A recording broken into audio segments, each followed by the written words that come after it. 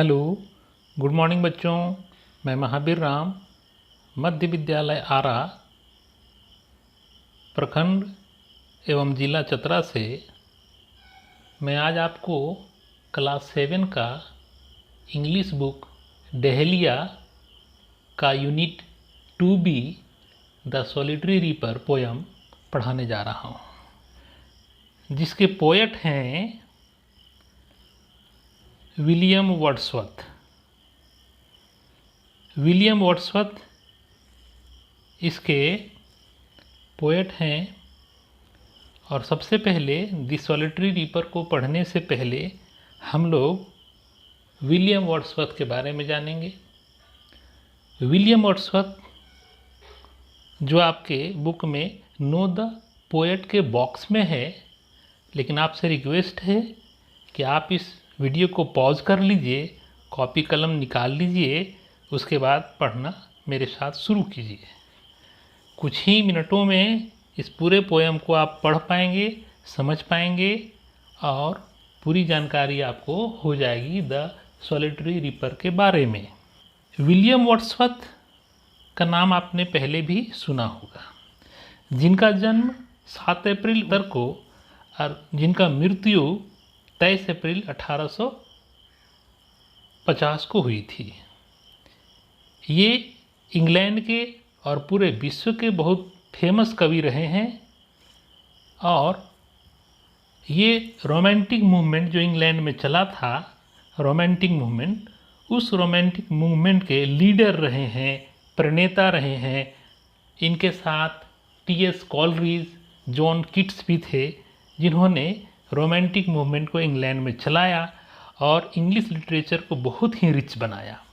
ये जो है 1843 में इनको राजकवि घोषित किया गया। राजकवि, पोएट लॉरिएट।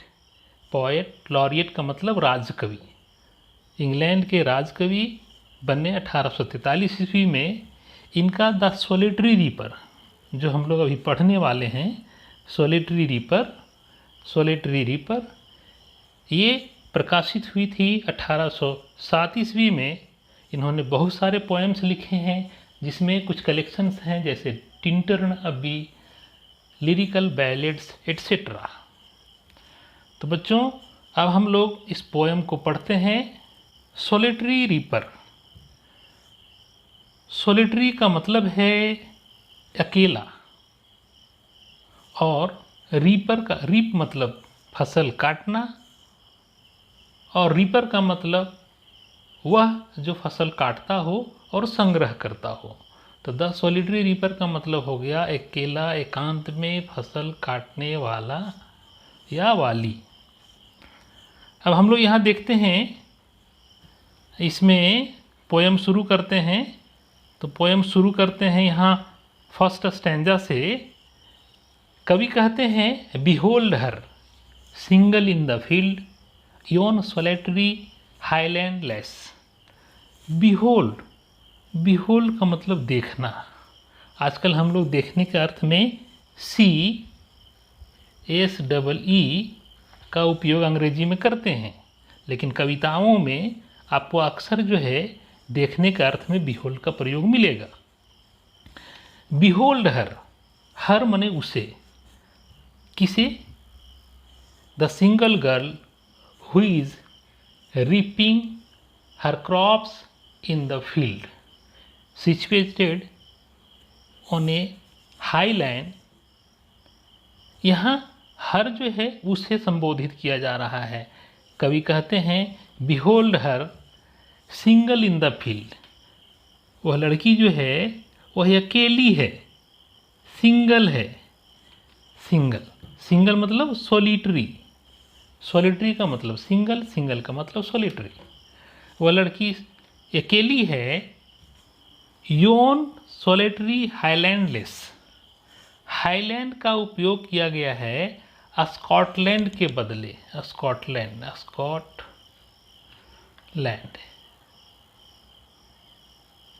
स्कॉटलैंड के लिए। और लेस का अर्थ होता है लड़की। तो behold her single in the field, yon solitary Highland lass, देखिए उस अकेली खेत में काम करती हुई जो स्कॉटलैंड की लड़की है उसे देखिए, reaping and singing by her self, because the girl was single so she was reaping the crops and singing by her self. वह स्वयं फसल को काट भी रही है और काटने के दौरान गा भी रही है। मेरे बच्चों, आपने भी फसल बुआई करते समय या फसल की कटाई करते समय खास करके झारखंड में महिलाओं को गाते हुए सुना होगा।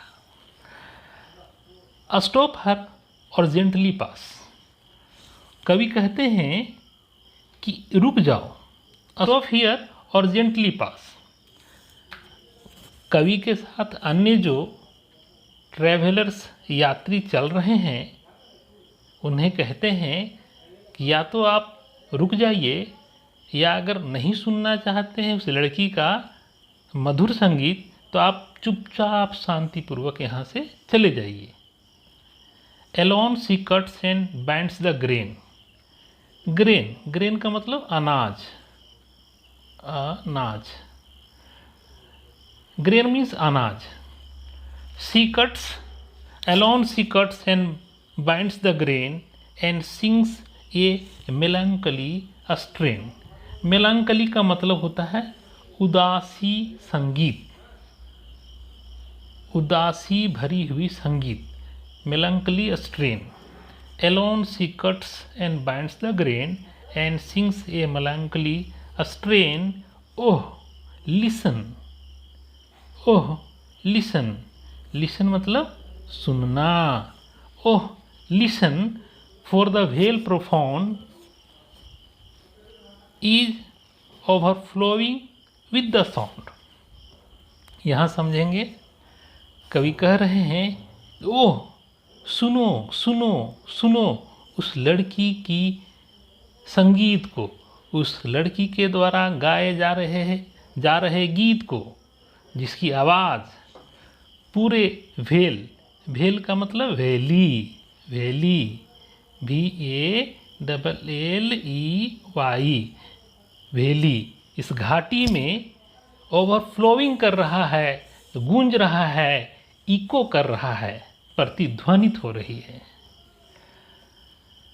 Alone she cuts and binds the grain and sings a melancholy strain। Oh listen, for the valley profound is overflowing with sound। यहाँ तक हम लोग समझ चुके हैं। अब हम लोग समझने की कोशिश करेंगे अगला स्टैंजा में। Will no one tell me, will no one tell me what she sings, क्या कोई मुझे बताने का कष्ट करेगा कि वह क्या गा रही है, किस चीज़ के बारे में गा रही है। Actually the girl was singing A Scottish song, so the poet couldn't understand that song because that was in a Scottish language। कवि का कहना है कि जो लड़की गा रही है वो मुझे समझ में नहीं आ रहा है, तो क्या कोई मुझे उसके गाने को समझा पाएगा या बता पाएगा वह क्या गा रही है। Perhaps, वो कल्पना करते हैं, Perhaps मतलब शायद, शायद कल्पना करते हैं कि शायद perhaps the plenty numbers flow for old unhappy far off things and battles long ago।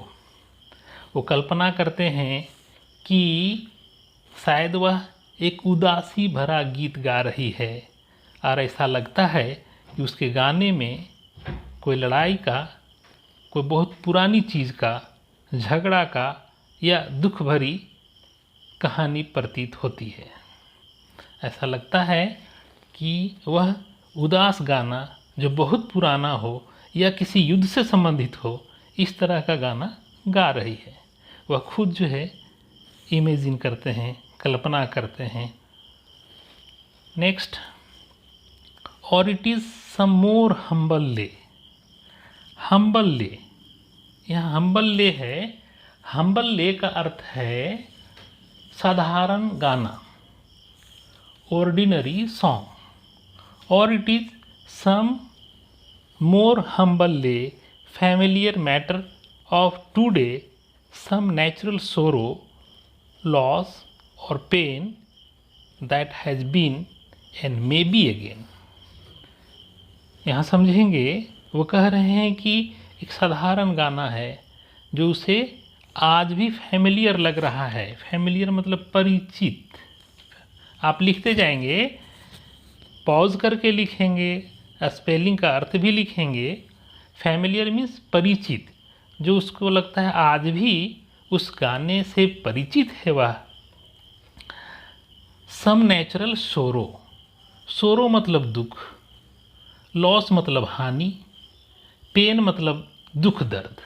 और is it some more humble lay familiar matter of today, some natural sorrow, loss or pain that has been and may be again. वह लगता है इस गाने में गा रही है कि कुछ दिन पूर्व पुराने ज़माने में कोई घटना घटी है, कोई युद्ध हुआ है जिसमें बहुत ज़्यादा लोग मारे गए हों, तकलीफ़ में रहे हों, पीड़ित रहे हों, और वह घटना शायद फिर जो है दोबारा हो सकती है। वह दुख, वह हानि, वह दर्द दोबारा हो सकता है, शायद ऐसा उसका कहना है। What ever the theme, what ever the theme, theme का मतलब विषय वस्तु, विषय वस्तु theme. What ever the theme, the मैडन girl, मैडन सैंग, मैडन MAIDEN, मैडन। मैडन किसको कहते हैं? मैडन कुंवारी लड़की को कहा जाता है। Whatever the theme, the maiden sang as if, as if का मतलब माना या मानो, as if. Whatever the theme, the maiden sang as if her song could have no ending. चाहे वह लड़की कुछ भी गा रही हो, चूँकि वह लोकल डायलेक्ट में गा रही है, लोकल लैंग्वेज में गा रही है, कवि को समझ में नहीं आ रहा है। वो कह रहे हैं कि चाहे उसका विषय वस्तु जो भी हो, जो भी वह कुंवारी लड़की गा रही है, ऐसा लगता है कि उसके गाने का कोई अंत नहीं है, उसका गाना अंतहीन है, यानी कि उस गाने का दुख जो है वह भी अंतहीन है। I saw her singing at her work, मैं उसे काम करते हुए और काम के दौरान गाना गाते हुए देखा। And over the sickle bending, and over the sickle bending, वह काम करने के दौरान सिकल, सिकल मतलब हंसुआ, हंसुआ, हंसुआ जिससे फसल काटते हैं, आपको पता होगा, आपके घर में भी हंसुआ हो सकता है, उसकी अंग्रेजी होती है sickle, SICKLE। I saw her singing at her work and over the sickle bending, I listened motionless and still.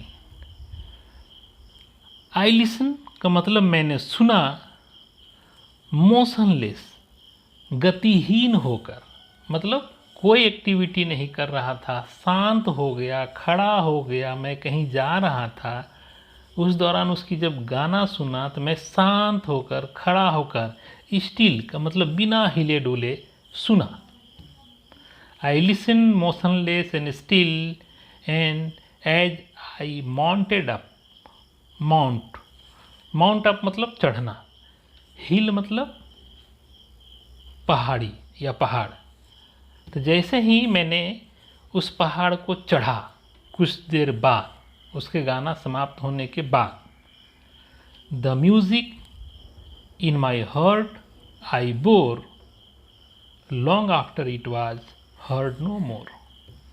The music, वह संगीत जो वह लड़की अकेले काम करते समय गा रही थी वह मेरे हृदय में बस गई। बोर, बोर का मतलब बियर, बियर मतलब जगह बना लेना। तो वह गाना जो मेरे हृदय में बस गई, long after it was heard no more, और बहुत दिनों के बाद भी वह गाना मुझे कहीं और नहीं सुनाई दिया। लेकिन जब जब मैं उस लड़की को याद करता हूँ, चूँकि उसका गाना हमारे हृदय में बस गया था, तब तब उसका वह गाना याद आती है। तो बच्चों, कम समय में ये पूरा करना था। आप दोबारा तिबारा इसको पढ़ लेंगे। नहीं समझ में आएगा तो हमारे फ़ोन पर संपर्क करेंगे। थोड़ी सी भी परेशानी होगी तो मैं आपकी मदद करूँगा। और ये जो क्वेश्चन आंसर्स हैं ये आप स्वयं करने की कोशिश करेंगे।